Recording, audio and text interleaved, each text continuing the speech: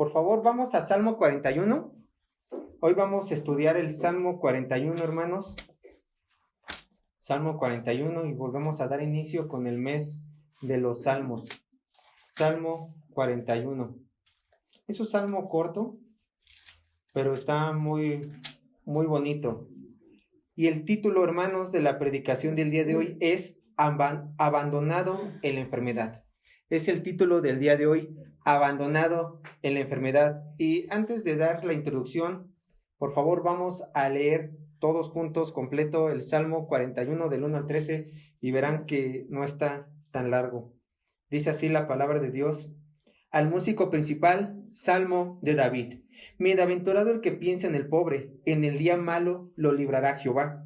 Jehová lo guardará y le dará vida. Será bienaventurado en la tierra y no lo entregarás a la voluntad de sus enemigos. Jehová lo sustentará sobre el lecho del dolor. Mullirás toda su cama en su enfermedad.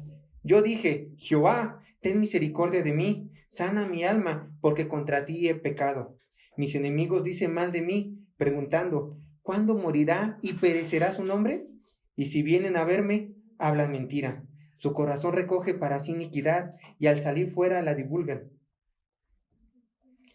Reunidos murmuran contra mí todos los que me aborrecen, contra mí piensan mal, diciendo de mí, cosa pestilencia se ha apoderado de él, y el que cayó en cama no volverá a levantarse. Aún el hombre de mi paz, en quien yo confiaba, el que de mi pan comía, alzó contra mí el calcañar. Mas tú, Jehová, ten misericordia de mí, y hazme levantar, y les daré el pago. En esto conoceré que me has guardado, que mi enemigo no se huelgue de mí. En cuanto a mí, en mi integridad me has sustentado, y me has hecho estar delante de ti para siempre. Bendito sea Jehová, el Dios de Israel, por los siglos de los siglos. Amén y amén.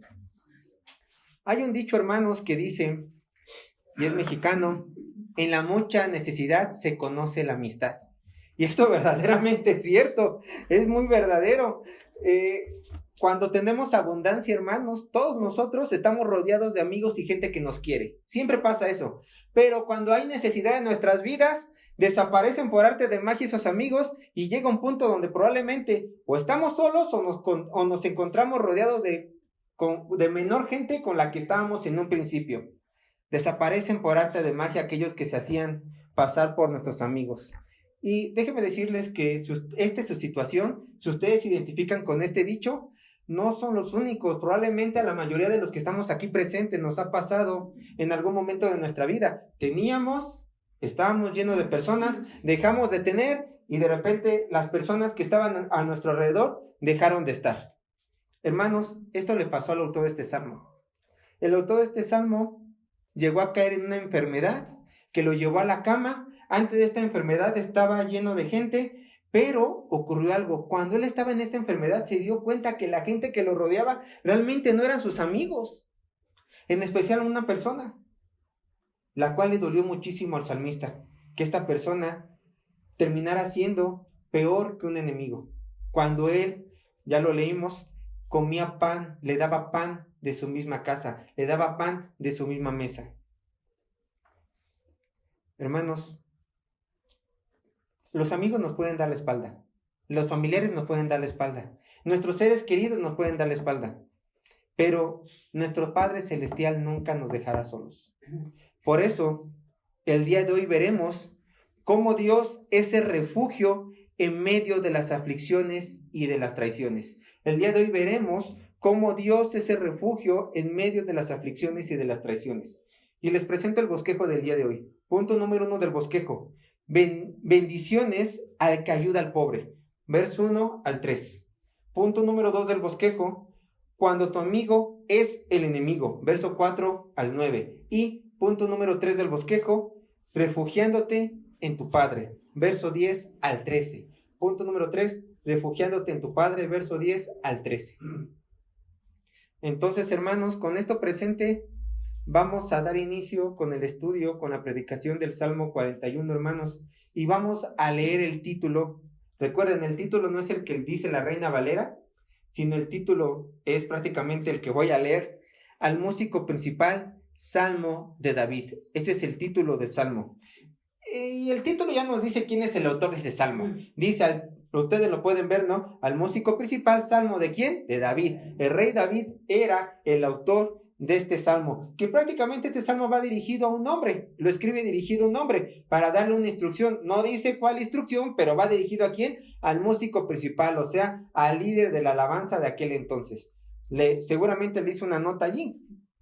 Y este salmo, hermanos, a pesar de que hay muchos temas, y vamos a ver que tiene de hecho varios temas, este salmo se encuentra dentro de la agrupación de los salmos de lamento, de lamentaciones. ¿Cuál es la estructura general de estos salmos de lamentaciones? Primeramente vemos que el salmista levanta un clamor a Dios. Después el salmista le presenta su necesidad a Dios. Y por último, parte 3, el salmista termina alabando a Dios. Porque en algunos salmos ya contestó su súplica o simplemente está esperando la pronta ayuda de Jehová. Pero termina en alabanza. Así prácticamente son la categoría de salmos de lamentos. Pero, sin importar la circunstancia, hermano, algo que vamos a ver en ese salmo es que a pesar de que nosotros podamos estar pasando por momentos difíciles, siempre es bueno colocar los ojos en Cristo porque entendemos que Él es el único que nos puede ayudar en nuestros momentos de mayor aflicción. Así que, hermanos, una vez ya analizando el título, vamos al verso 1 del Salmo. Salmo 41, verso 1. Y ustedes van a notar realmente, oye, Sergio, este es un salmo de lamento, ya me diste la estructura. Los versos 1 y 3, del 1 al 3, pues son raros. Y sí, son raros, pero ahorita vamos a ver por qué. Vean, vayan conmigo, Salmo 41, verso 1, dice así la palabra de Dios. Salmo 41, verso 1. Vean cómo inicia. Bienaventurado al que piensa en el pobre. Nos vamos a detener tantito allí, ¿no? Tantito allí nos vamos a detener. Bienaventurado el que piensa en el pobre. Quiero que ustedes pongan mucha atención en la primera palabra con la cual empieza ese salmo. Dice, bienaventurado. Esta palabra bienaventurado viene de la palabra hebrea que se pronuncia asre, asre. Yo sé que mi pronunciación en hebreo no es muy buena, de hecho no es la mejor, pero más o menos así saldría pronunciando, asre, asre, con doble R. Y esta palabra de asre significa gozoso o feliz en gran manera. Gozoso o feliz en gran manera. ¿Y quién es el que va a ser gozoso, feliz en gran manera? ¿Quién es el aventurado? Vean cómo continúa. El que piensa, ¿en quién? En el pobre. Mejor traducido se podría decir de la siguiente manera, vean. Una mejor traducción podría ser la siguiente, ahí se las pongo abajo. Es una traducción personal. Feliz en gran manera el que se preocupa, se preocupa por el pobre. Feliz en gran manera el que se preocupa por el pobre. Una cosa es, pienso en el pobre, ay, pobrecito, ¿no? Ojalá esté bien en su necesidad, no. El que realmente se preocupa, el que hace algo por el pobre, feliz, gozoso en gran manera, bienaventurado. Hermanos, ante los ojos de Dios, toda persona es importante. Toda persona es importante. ¿Por qué? Porque de acuerdo a Génesis 1, todo ser humano está hecho a su imagen y su semejanza. Toda persona es importante. Pero realmente nosotros encontramos en la palabra de Dios que el Señor tiene un especial amor o un lugar muy especial en su corazón por aquellas personas que tienen necesidad en sus vidas. Por aquellos, dice el salmista, por aquellos pobres, aquellos que tienen menos, aquellos que realmente están en una situación precaria. ¿Y cómo lo sabemos? Porque a lo largo de la Biblia nosotros encontramos mandatos por parte de Dios para ayudar al pobre, al necesitado, aquel que tiene menos que nosotros, económicamente hablando. Un ejemplo lo encontramos en Levíticos capítulo 19, verso 9 y 10. Vayan conmigo. Levítico capítulo 19, verso 9 y 10. Recuerden, Levítico se encuentra en los primeros 5 libros de la Biblia que también se conocen como el Pentateuco. Así que vamos a Levítico capítulo 19, verso 9 y 10. Y ustedes noten cómo el Señor tiene un especial cuidado por el necesitado, o sea, por la persona pobre, por la persona que tiene menos que nosotros. Mira lo que dice. Cuando siegues la mies de tu tierra, prácticamente cuando el cultivo de tu tierra, escucha, no segarás hasta el último rincón de ella, no segarás hasta el último rincón de ella. ni espigarás tu tierra segada, y no rebuscarás tu viña, ni recogerás el fruto caído de tu viña. Escucha, ¿para quién? Para el pobre y para el extranjero, ¿lo qué? Lo dejarás. Yo, Jehová vuestro Dios, o sea, yo lo ordeno. Tú vas a tener un campo, Israel, ¿no? Cuando entres a la tierra prometida. Y en ese campo, ¿qué crees? Yo te prohíbo recoger todo lo del campo. Vas a dejar ahí algo. ¿Por qué? Porque va a haber personas que no van a tener nada y de ahí tú les vas a dar. Ellos van a poder mantenerse vivos de lo que tú dejes en el campo. Señor, mis ganancias disminuirán. Claro, no es lo mismo cegar el 90%, no es lo mismo cegar el 80% al 100%. Pero tú no te preocupes de eso. Yo he ordenado que de tu fruto darás al pobre, para que ellos se sostengan. Y vean lo que también dice en Deuteronomio capítulo 15, verso 11. Deuteronomio capítulo 15, verso 11.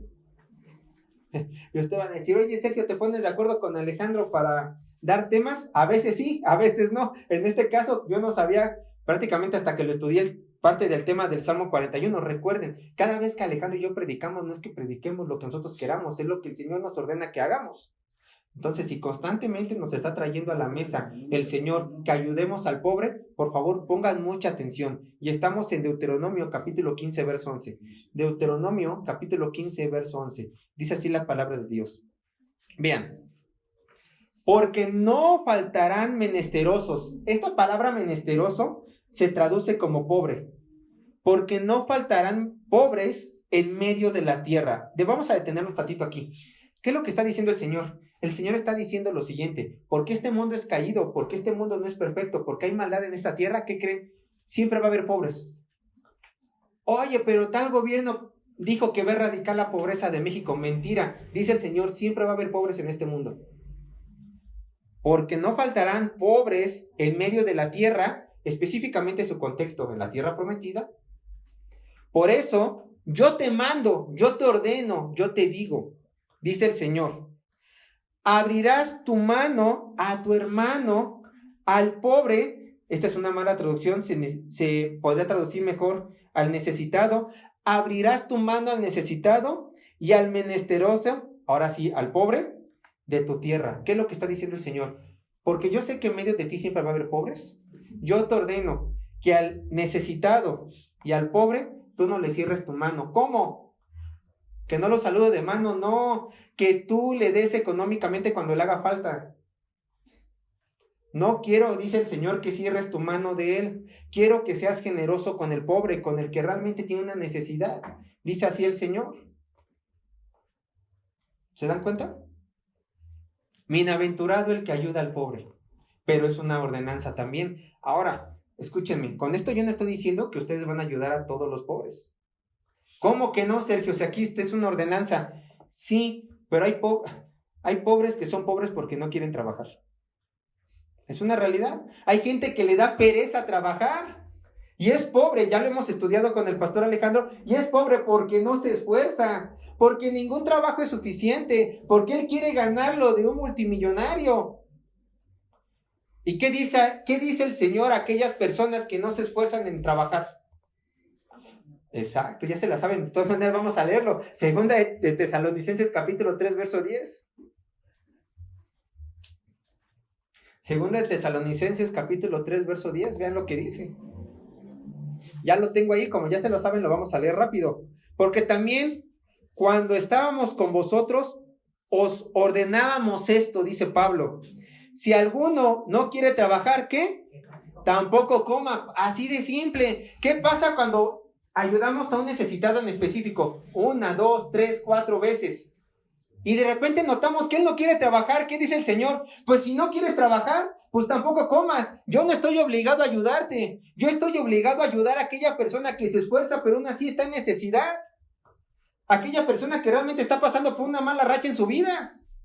Aquella persona que realmente quiere echarle ganas. ¿Por qué? Porque cuando encuentro trabajo, yo ya no tengo que ayudarle. Gloria a Dios, sí encontré trabajo. Pero al perezoso, lo hemos visto en Proverbios y en las predicaciones del pastor Alejandro, tú no estás obligado a ayudarle. Ahora sí, como dice el dicho, él es pobre porque quiere ser pobre. Es una realidad. Tú estás llamado a ayudar al necesitado, pero no al perezoso, que él quiere estar en necesidad. Dejando en claro esto, hermanos, bienaventurado el que ayuda al pobre, pero al pobre que realmente tiene necesidad, no al pobre que no quiere trabajar. ¿Qué dice? ¿Qué continúa diciendo el Salmo 41? Vamos, Salmo 41, verso 1. Vean lo que dice. Vamos a leerlo desde el principio. El verso 1. Bienaventurado, feliz, gozoso en gran manera, el que piensa, el que ayuda al pobre. Vean cómo continúa el verso. En el día malo lo librará Jehová. Esta es una gran bendición. Esta es una gran bendición, hermanos. Nosotros a partir de aquí vamos a estar viendo bendiciones que el Señor da a aquellas personas que ayudan al pobre, que no cierran su mano al pobre.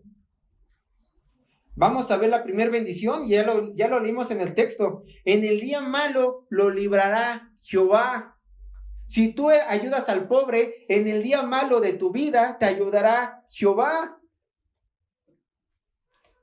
¿Cómo es esto? Bueno, pues el Señor te toma en cuenta.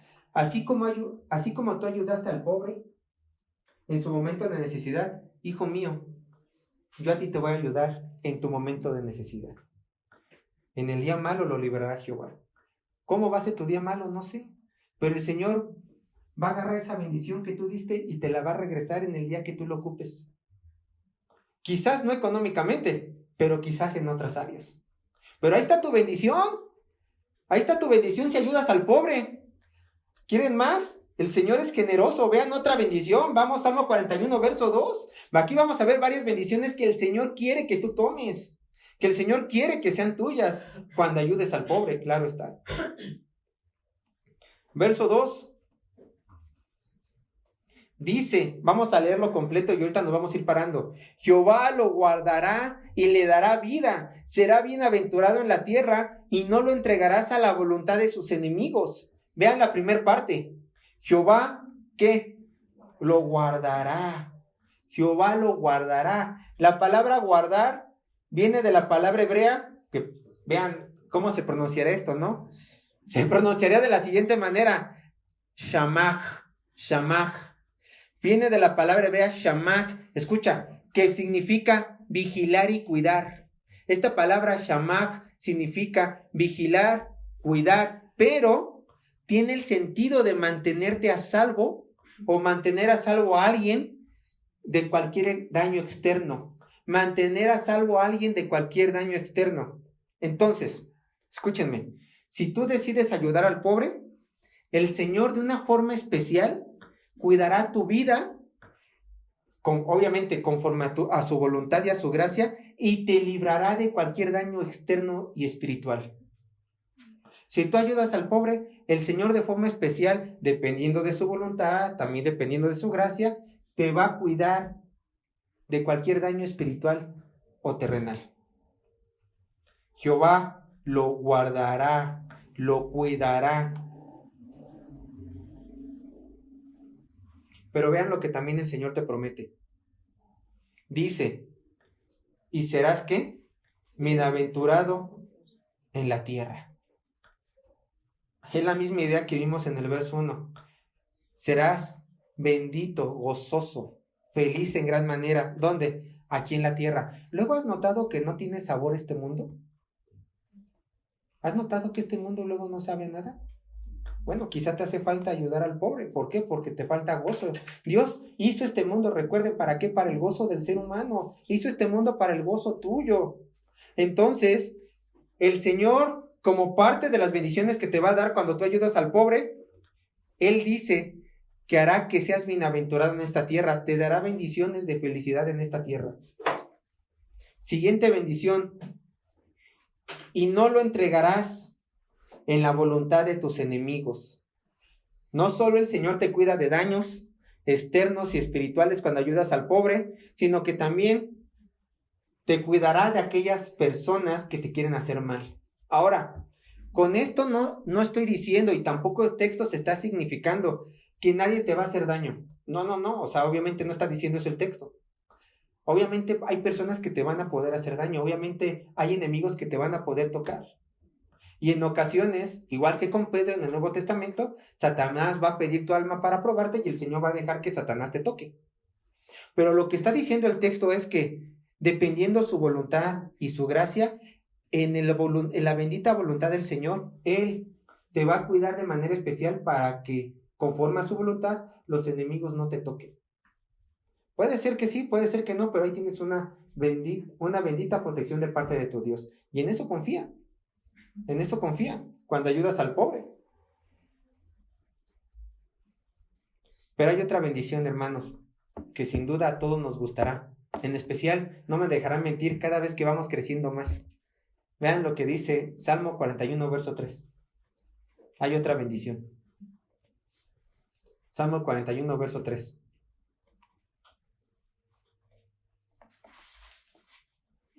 Dice así la palabra de Dios. Jehová lo sustentará sobre el lecho del dolor. Mullirás toda su cama en su enfermedad. Literal, se podría traducir la última parte. Vean, la voy a leer desde el principio y después lo voy a decir literal cómo tendrá que decir. Jehová lo sustentará sobre el lecho de su dolor, o sea, sobre la cama de su dolor. Darás vuelta a su cama en su enfermedad. Bueno, dices, esto se entiende menos. No sabía que era mullir. Ahora tampoco entiendo qué quiere decir dar vuelta.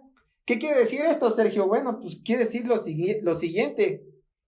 Escucha, como tú ayudaste al pobre en medio de su necesidad y no rehusaste de darle de lo tuyo al que no tiene o al que tiene menos que tú, entonces, vuelva a lo mismo, el Señor de una forma especial te cuidará en medio de tu enfermedad cuando tú caigas enfermo.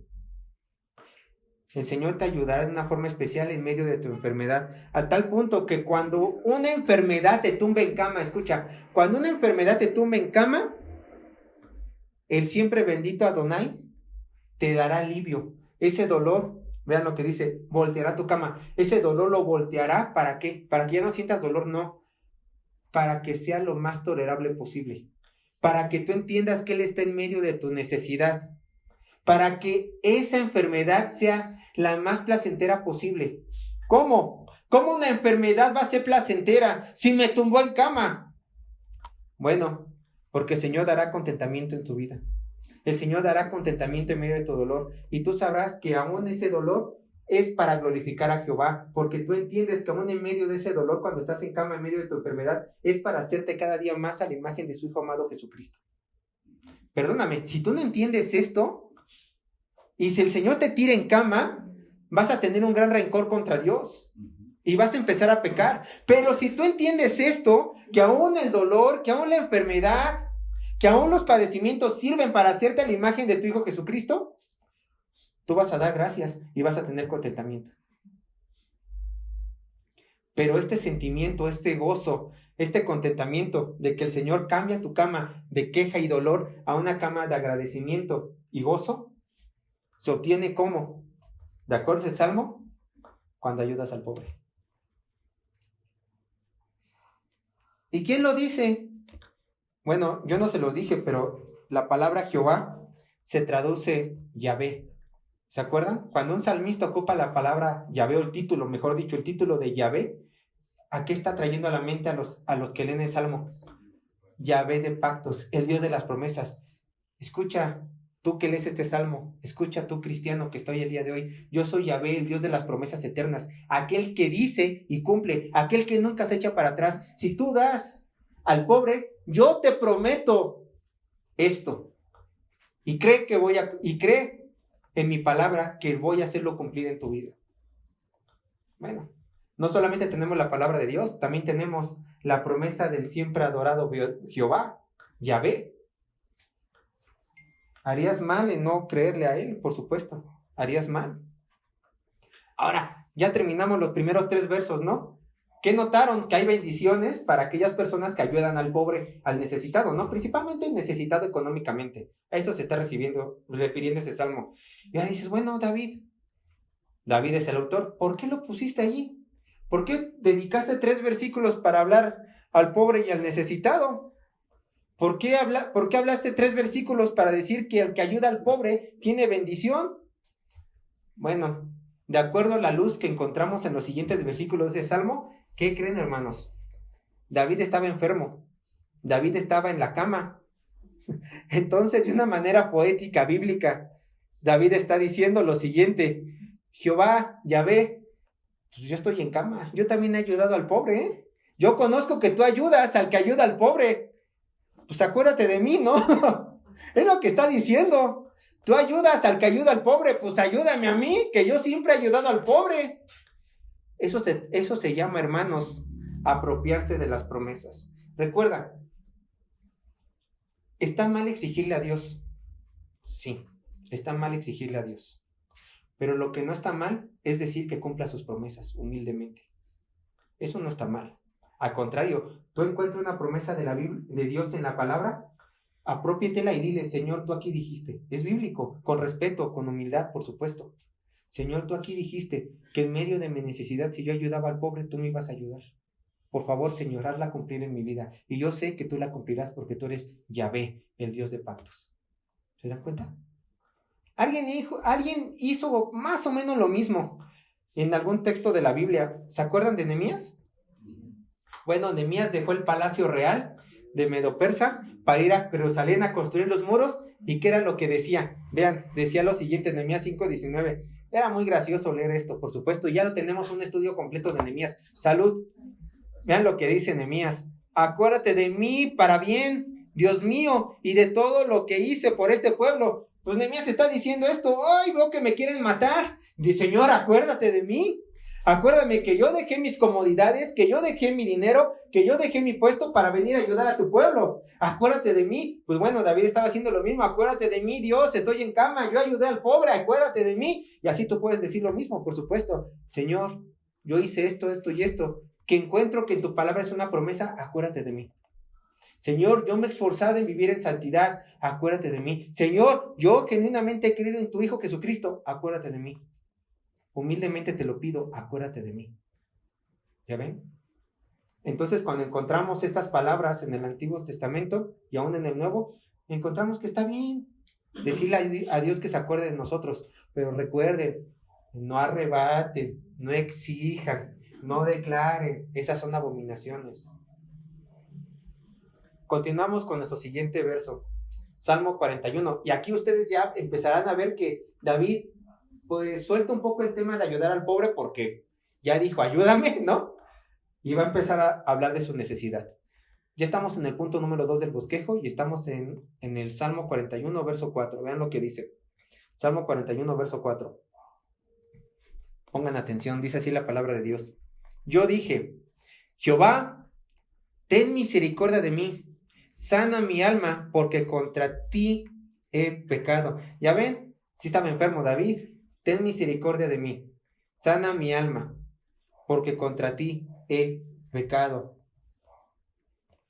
David pide misericordia a Dios porque él se encontraba enfermo.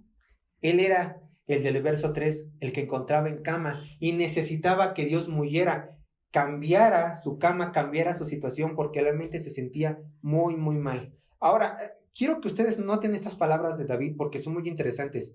Dice la última parte del verso: sana mi alma, también sana mi ser, porque contra ti he pecado. Hay dos posibilidades por las cuales David pudo haber escrito esto. Dos posibilidades. Primeramente, la que es obvia solamente al leer el texto. David sabía que había pecado contra Dios. Y sabía que su enfermedad era consecuencia de su pecado. Eso luego pasa, ¿eh? Nuestras enfermedades luego son consecuencia de nuestro pecado. Ya también lo vimos con el pastor Alejandro. Nuestras enfermedades muchas veces son consecuencia de nuestro pecado. Entonces, ¿qué es lo que dice David? Reconoce su pecado. Señor, he pecado, por favor, ten misericordia, perdóname. Sé que lo que me has tumbado en cama es por mi pecado, perdóname. Puede ser una posibilidad, ¿eh? ¿Cuál es la siguiente posibilidad? La siguiente posibilidad es de que si nosotros analizamos el Antiguo Testamento, nosotros encontramos lo siguiente: que en la cultura de David, específicamente en su época histórica, ellos veían que toda enfermedad, o así lo creían, que toda enfermedad era causa de un pecado. ¿Te enfermaste de gripa? Pecado. ¿Te dio cáncer? Pecado. ¿Te acercaste de más a una persona que tenía lepra? Porque hay pecado en tu vida. Entonces muchas veces ellos Como desconocían muchas cosas clínicas, pensaban, era su costumbre, que que toda enfermedad era causa de pecado. Entonces, David, siendo fiel a su cultura, porque no había muchos avances científicos, pues simplemente, pues pide perdón, diciendo, pues si he pecado, Señor, no sé qué he hecho, pero seguramente porque estoy enfermo hice algo que no sé, revélamelo para que me puedan arrepentir. Pues por si he pecado, pues perdóname, sana mi alma. Ahora, tú me puedes decir, Sergio, ¿cuál es la respuesta correcta? ¿David pecó y por eso se enfermó? ¿O simplemente David se enfermó y anda pidiendo misericordia porque no sabe si pecó en contra de Dios? Hermanos, no sabemos cuál es la respuesta. No sabemos cuál es la respuesta correcta, pero lo único que sabemos es que David estaba muy enfermo y que está pidiendo misericordia. Y es algo que nosotros tenemos que imitar, ¿no? Pues son peras o son manzanas, no está mal siempre repetirnos el nombre de nuestro Señor. Nunca está de más. Pero recuerden, el chiste del texto es que él estaba enfermo y estaba rogando al único que le puede ayudar. ¿A quién? A Yahvé, al Dios Todopoderoso.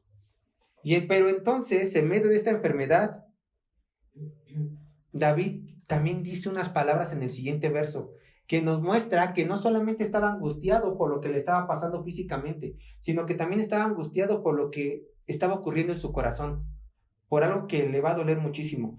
Vayan conmigo, Salmo 41, verso 5. Salmo 41, verso 5.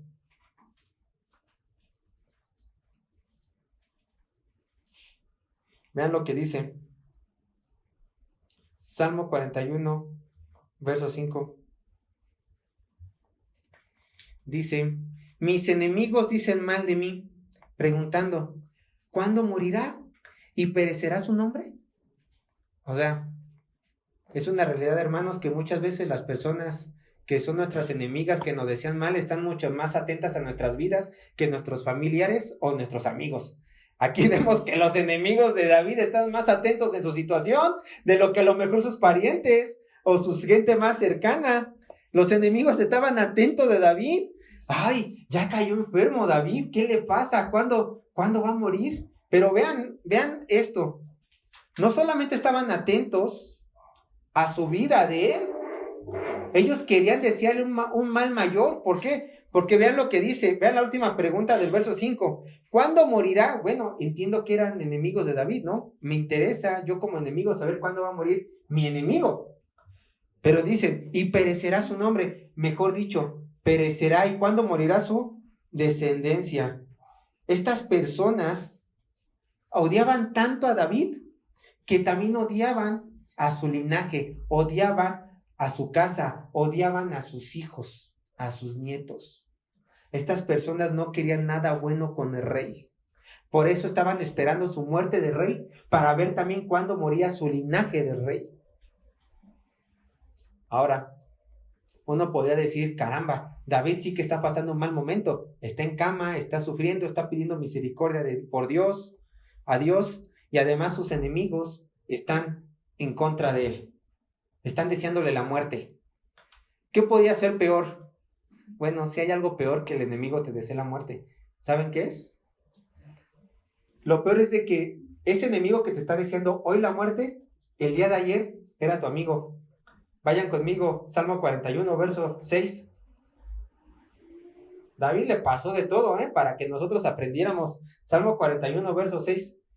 Si el Señor permitió que David pasara todo esto, es para que nosotros aprendamos de él.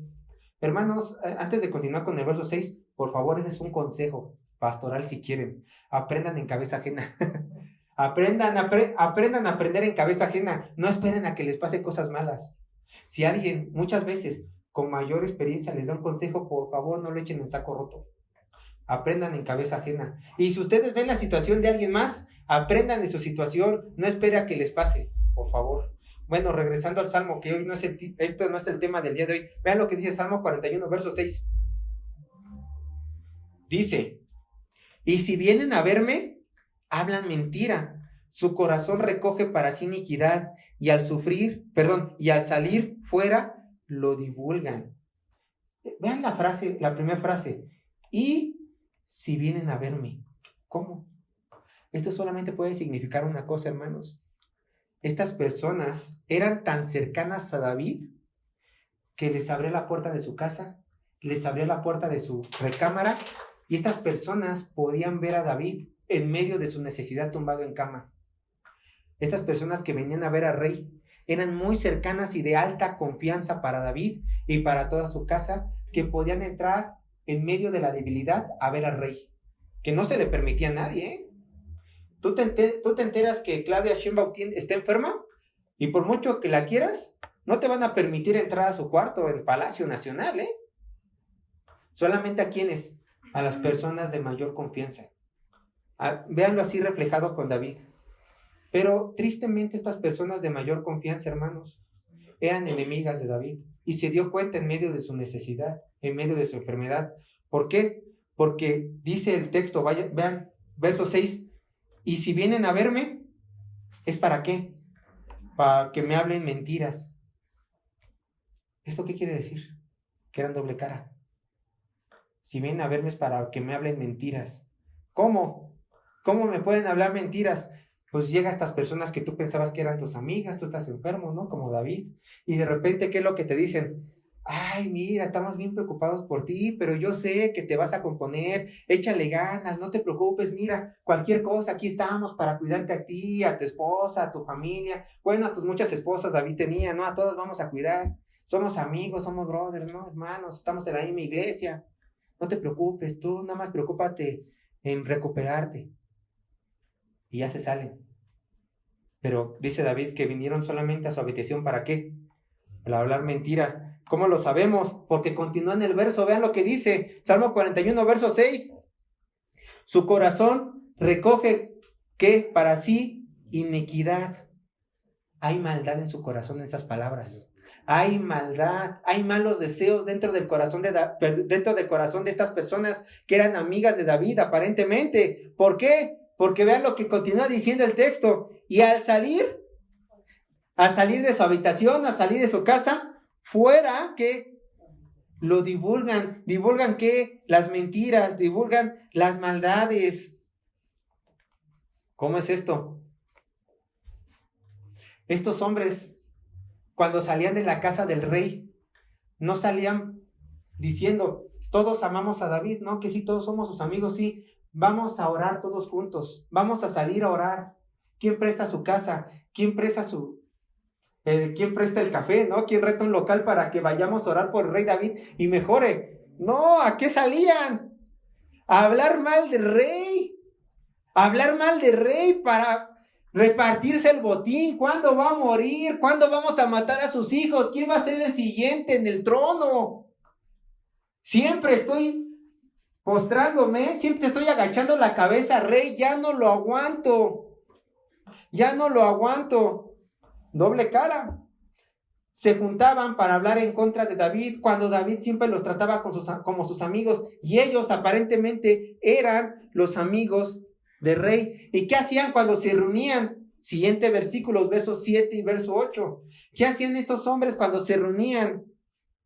Cuando salían afuera a divulgar la pobre situación del rey David. Verso 7 y verso 8, Salmo 41. Dice el texto, reunidos murmuran contra mí todos los que me aborrecen. Contra mí piensan mal, diciendo de mí cosa pestilencial se ha apoderado de él, y el que cayó en cama no volverá a levantarse. Estos eran los deseos de estos hombres cuando se reunían. Está tan mal el rey, cosa pestilenta, seguramente pecó a gran manera, seguramente hizo un gran pecado, que cosa pestilenta le ha llegado. Piensa mal diciendo nunca se levantará, y cayó en cama, no volverá a levantarse, se falta poco para que se muera, y qué bueno. Yo quiero el trono, dicen. Los amigos del rey sin duda eran otros judíos, y ellos ya lo estaban matando, estaban yendo en contra de Éxodo 20:13, no matarás. Le estaban deseando el mal al rey. Pero el desear la muerte al rey, de acuerdo a las palabras que encontramos en el verso 6, 7 y 8, no eran su único pecado. Hay un pecado muy grave aquí, que a lo mejor podemos estar pasando por alto, por lo diminuto que puede ser a nuestros ojos. Y lo dice al principio del verso 7. ¿Reunidos qué? Murmuran. Reunidos murmuran. Esta palabra de murmurar significa cuchichean, hablan bajo. ¿Cómo se ocupa? Bueno, es una palabra hebrea que se ocupaba para un encantador de serpientes. Alguien que dice ciertas palabras para encantar a las serpientes y que hagan su voluntad. ¿Cómo lo aplicaríamos? Bueno, de la siguiente manera. Hablan mal de alguien, encantan los ojos de otros, encantan los oídos de otros pecadores que no pueden dejar de escuchar lo que tú estás diciendo. Y al mismo tiempo ellos también siguen murmurando. ¿Pero por qué? Hablan bajo. Porque saben que están haciendo algo malo. Porque saben que están hablando pecado. Porque saben que están pecando en contra de Dios. Tú haces lo mismo cuando pecas en el murmullo. Cuando le deseas más a alguien y murmuras. Cuando encantas a otras personas con tus palabras. Oye, no quiero que esto se haga chisme, pero te digo esto porque te tengo confianza. Pasó así, así, así. Pero no se lo digas a nadie. ¿Se dan cuenta? Ahora, ya vamos a dejar de murmurar, ¿no? Ahora, ¿qué tan peligroso, qué tanto Dios aborrece este pecado de murmuración? Muchísimo, muchísimo. Por lo general, cuando en la Biblia hay diferentes listas de pecados, ¿eh? Y por lo general coloca el Señor pecados uno después de otro, dando a entender que estos pecados son graves de la misma manera. Yo quiero que vayas a Romanos capítulo 1, verso 28 y 30, y van a mencionar pecado de murmuración, pero vean dentro de qué categoría lo colocan, junto a qué otros pecados, para que vean la gravedad de esto.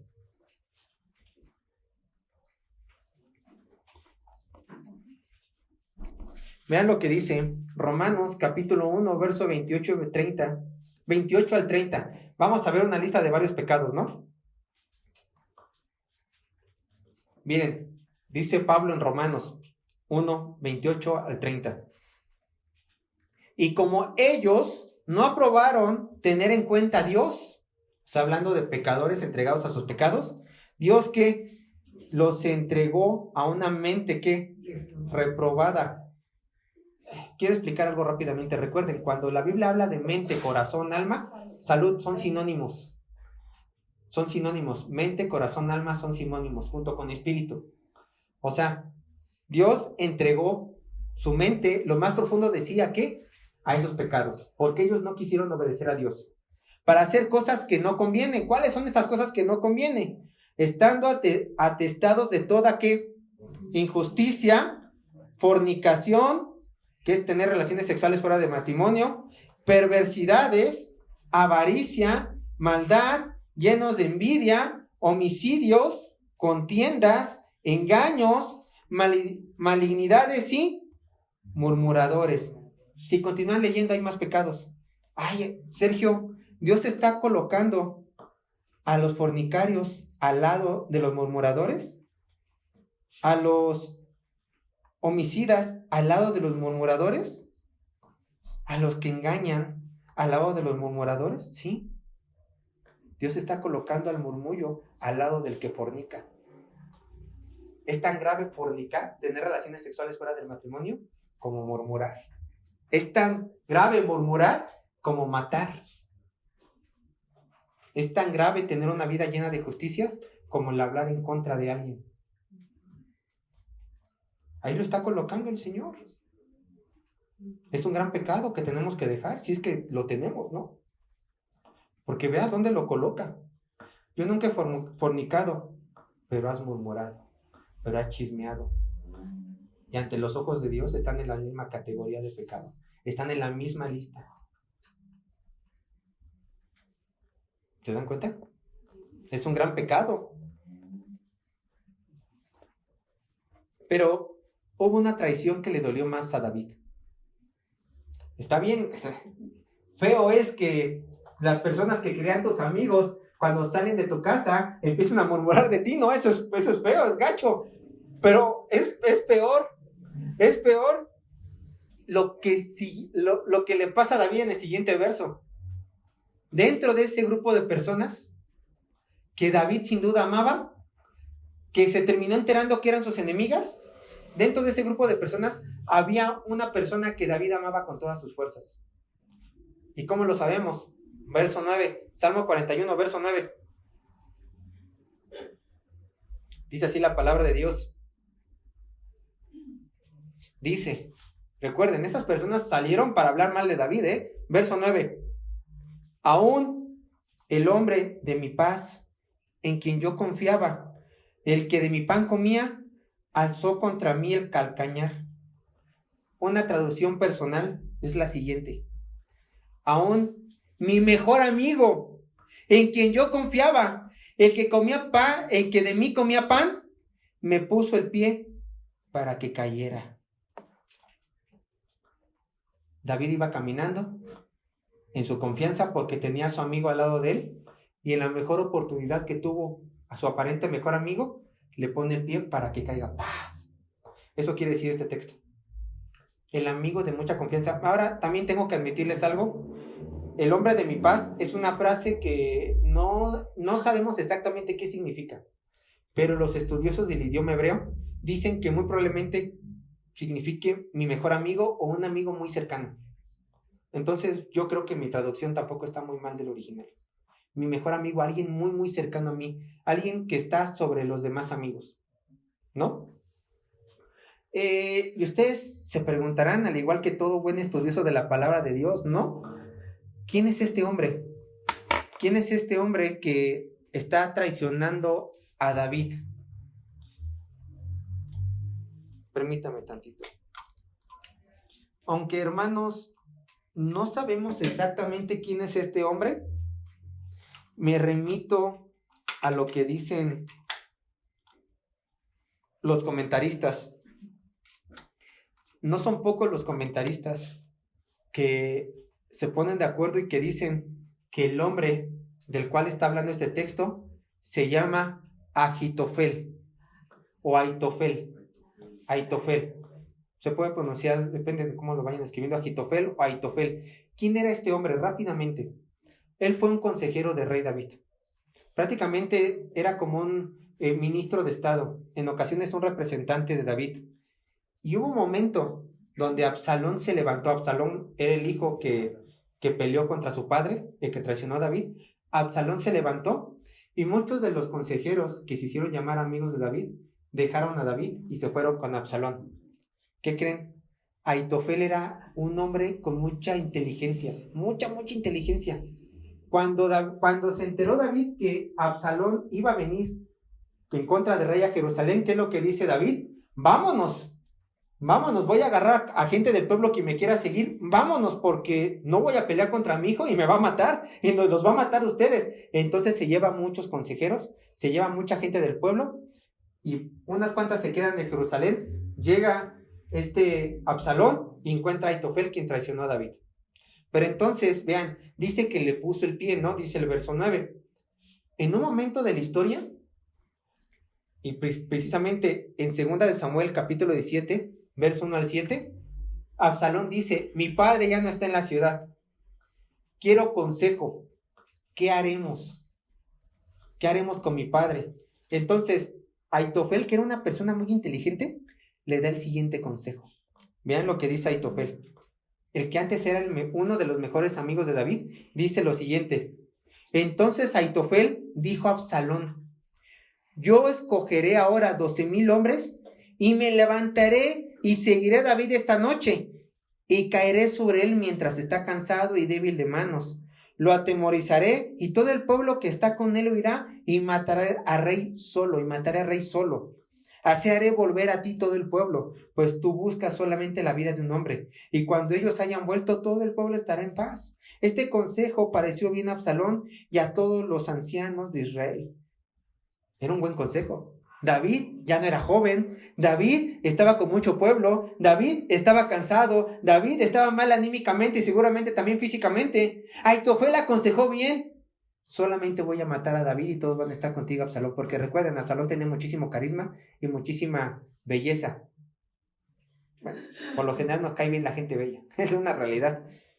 Verso 5, y dijo Absalón, llamad también ahora a Usai Arquita, para que así mismo oigamos lo que él dirá. aquí hay algo. Usai era también amigo de David. Y David le dijo, Usai, tú quédate, no porque me vas a traicionar, sino porque yo sé que Ahitofel se va a quedar, yo sé que otros consejeros se van a quedar.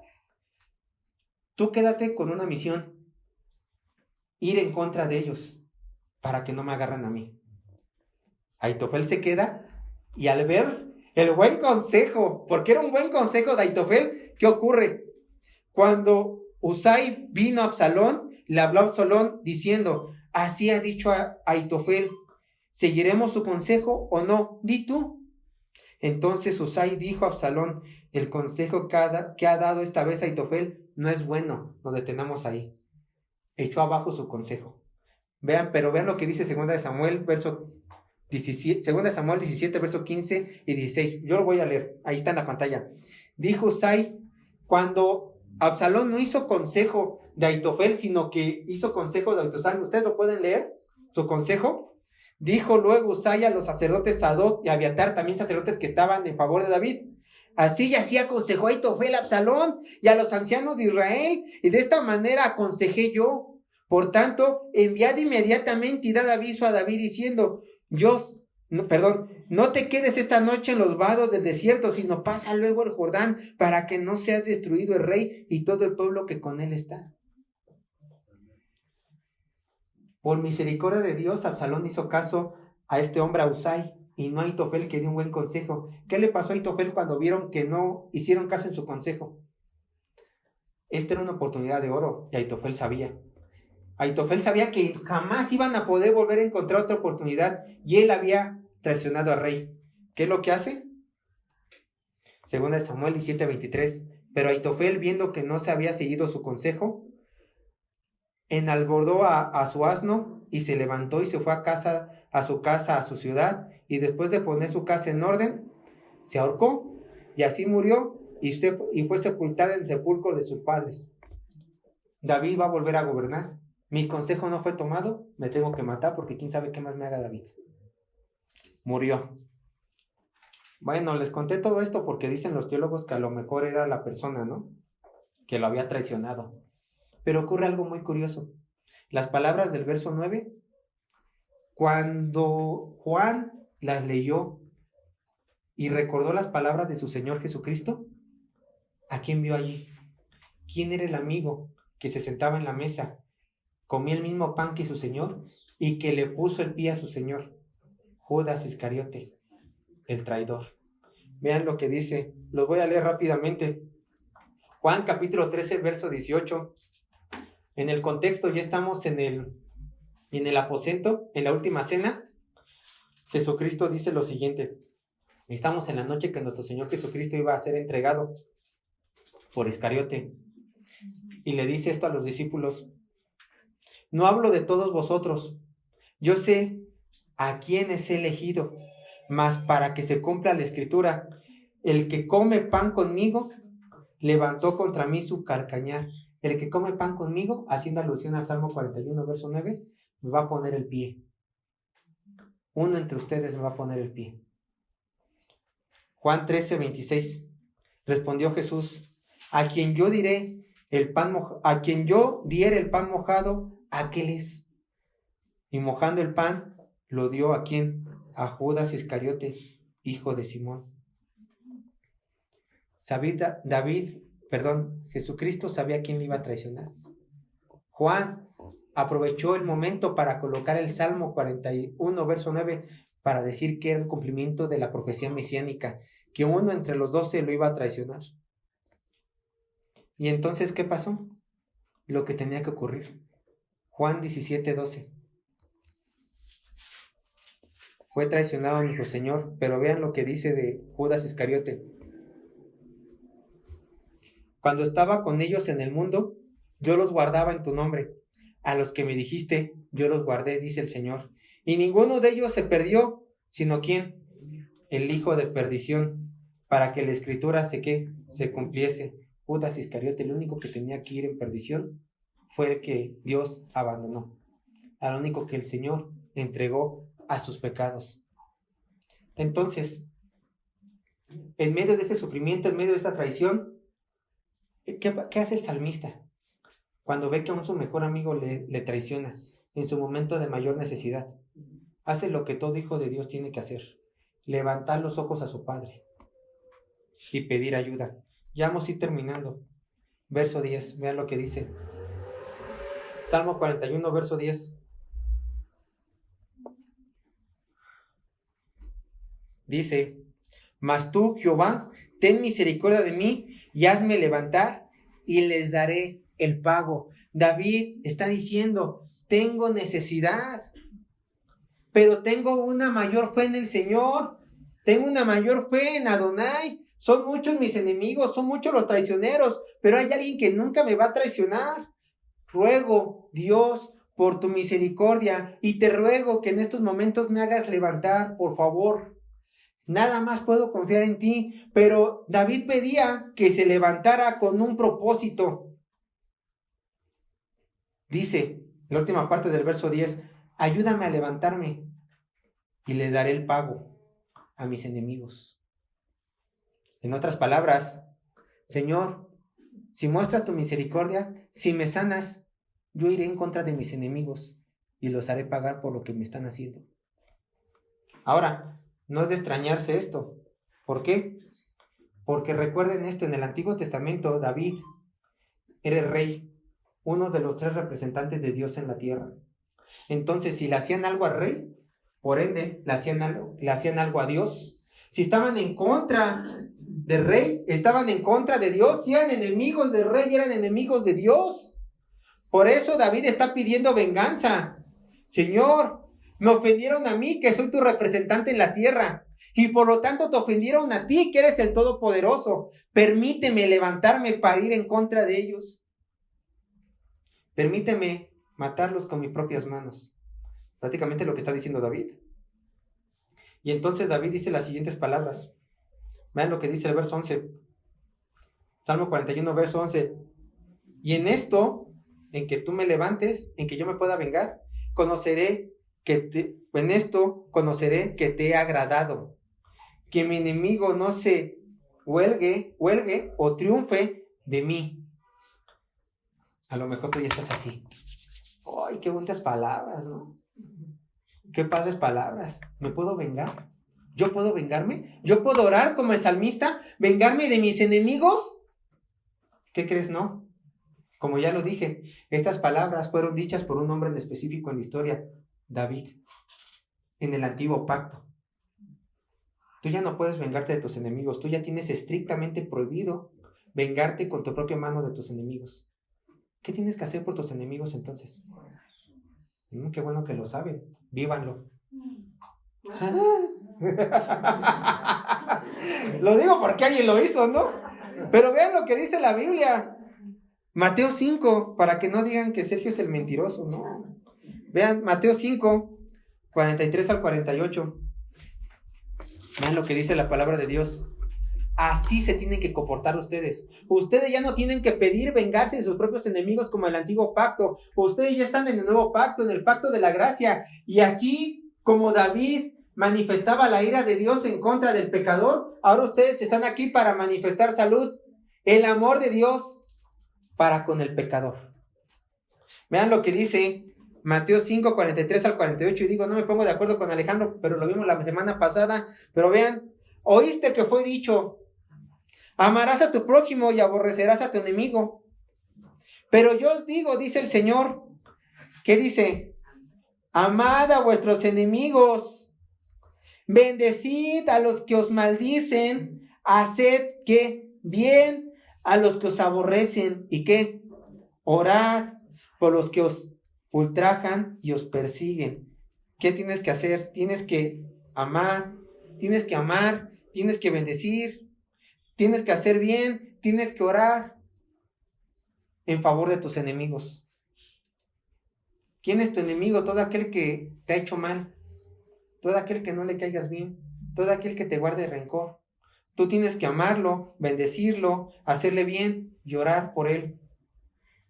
¿Para qué? Con un propósito. Cada vez que encuentren para qué, es el propósito. Tú tienes que amar, bendecir, hacer bien, orar por tus enemigos con este propósito. ¿Para qué? Escucha, seáis hijos de vuestro Padre que está en los cielos. O sea, que si no amas, bendices, oras y haces bien a tus enemigos, entonces por lo tanto no eres hijo de Dios. Esta es una evidencia de que tú eres hijo de Dios, de que amas al enemigo, en pocas palabras. Verso 45, para que seáis hijos de vuestro Padre que está en los cielos, que hace, escuchen, que hace salir su sol sobre qué, malos y buenos, y que hace llover sobre justos e injustos. Así como el Señor muestra misericordia contra los pecadores que se rebelan diario con Él, así tú muestras misericordia con aquellos pecadores que te hacen mal a ti. Porque si amáis a los que os aman, ¿qué recompensa tendréis? ¿No hacen también lo mismo los publicanos? Y si saludad a vuestros hermanos solamente, ¿qué hacéis de más? ¿No hacen también así los gentiles? O sea, los pecadores. Sed pues vosotros perfectos, como vuestro Padre que está en los cielos es perfecto. Este es el estándar, la perfección.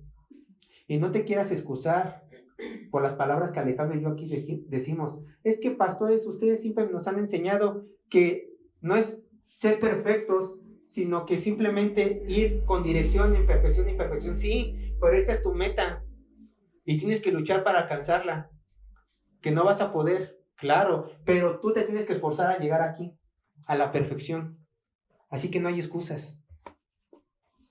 Tú tienes que ser perfecto como tu Dios es perfecto y tienes que amar al enemigo como el Señor ama a los enemigos, como el Señor te amó a ti. Así de simple, hermanos. Así de simple. Entonces las palabras de David ya no aplican para ti. Esas palabras ya no aplican para ti. Pero vean cómo termina el Salmo. Por favor, regálenme unos 5 minutos más. Vean cómo termina el Salmo. Salmo 41, verso 12. En cuanto a mí, dice el Salmo 41, verso 12, en cuanto a mí, en mi integridad me has sustentado y me has hecho estar delante de ti para siempre. Y ven las primeras palabras de David, seguramente saltaron en sus mentes y han puesto atención. En cuanto a mí, dice David, bueno, me levantarás, podré vengarme, pero en cuanto a mí, en mi integridad me has sustentado. A ver, diría el meme, ¿no? A ver. ¿No? Sí se saben ese. ¿Qué dijo David en el verso 4? Aquí está hablando que él tiene integridad y que por eso Dios lo sustenta. Pero ¿qué dijo en el verso 4? Yo dije, Jehová, ten misericordia de mí, sana mi alma, porque contra ti he pecado. A ver, ¿no quiere íntegro? Aquí dice que ha pecado. ¿No quiere íntegro? Por fin. O sea, o peca o es íntegro. No se puede ser pecador y íntegro a la vez, perdón. No se puede serlo. ¿Por qué David dice esta palabra de integridad? Escúchenme. David sabía que era pecador. Y eso es algo que nosotros tenemos que imitar de David. David entendía su condición. David sabía que era pecador. David conocía sus imperfecciones. Verso 4. He pecado. Pero David te llama íntegro. ¿Por qué? Porque David era una persona que se arrepentía constantemente. ¿Qué es arrepentimiento? Cuando yo sé que he pecado, le doy la espalda a ese pecado y ahora sigo la santidad de Dios. No es que peco, tengo no arrepentimiento, sino tengo remordimiento y después vuelvo a pecar, tengo remordimiento y después vuelvo a pecar. No, arrepentimiento genuino es pecar, caer, como todo hombre vamos a hacerlo, arrepentirnos, reconocer que hicimos mal en contra de Dios, darle la espalda al pecado y seguir ahora la santidad. David era una persona íntegra. ¿Por qué? Porque se arrepentía constantemente. Porque entendía que hacía mal en contra de Dios. Porque entendía que si él se levantaba de su cama, no era por sus propias fuerzas, sino era porque el Señor le daba la capacidad de levantarse porque el Señor le había perdonado de esos pecados que él luchaba para ya no volver a cometer. Una lucha genuina. Ahora, ¿esto cómo lo aplicas a ti? ¿Tú eres íntegro de corazón? No. Y sí. ¿Por qué? Déjame decirte algo. Tú no eres íntegro de corazón porque hay pecado en ti y siempre vas a pecar. pero tú eres íntegro ante los ojos de Dios, no por tu propia justicia, sino por la justicia de Dios en ti. Porque Jesucristo vino a vivir la vida perfecta que tú jamás ibas a poder vivir. Murió en tu lugar en la cruz, la muerte que a ti te correspondía morir. Y ahora, tú ante los ojos de Dios, a creer en Jesucristo, eres íntegro porque Dios te ha dado, porque Jesucristo te ha dado su integridad, su justicia. Y tu pecado se le pasó a Cristo en la cruz y Él murió en tu lugar, siendo tratado pecador por ti. Entonces, hermanos, tú puedes decir, soy íntegro ante tus ojos, Señor, por la vida perfecta de Cristo Jesús. Entonces, hermanos, tú puedes orar este salmo. Señor, ayúdame, no en mis propias fuerzas, sino porque Cristo está en mí. Señor, levántame de esta enfermedad, ayúdame en contra de mis enemigos, porque mira, yo he ayudado al pobre y así también se ve reflejado tu ayuda en mí, porque Cristo dio su vida por mí que soy pecador. Y me reconozco pecador, pero quiero vivir en santidad por ti. Así es la vida del cristiano, hermanos. Un constante repetimiento y un constante reconocimiento de lo que Cristo hizo en la cruz por nosotros. Así termina el Salmo. Pero ustedes dirán, oye Sergio, pero en mi Biblia hay verso 13. Bueno, les voy a decir algo, aquí hay trampa. ¿Por qué? Porque el Salmo 41 termina en el verso 12. Pero ustedes tienen que saber algo. Los salmos, los 150 salmos se dividen en 5 partes. O también, como su Biblia marca, 5 libros. Libro 1, libro 2, libro 3, libro 5, no hasta el libro 5. El libro 1 de Salmos es del Salmo 1 al Salmo 41. Y cada vez que un libro termina, los salmistas o los escribas terminaron ese libro colocando en el último salmo unas palabras de exaltación a Dios.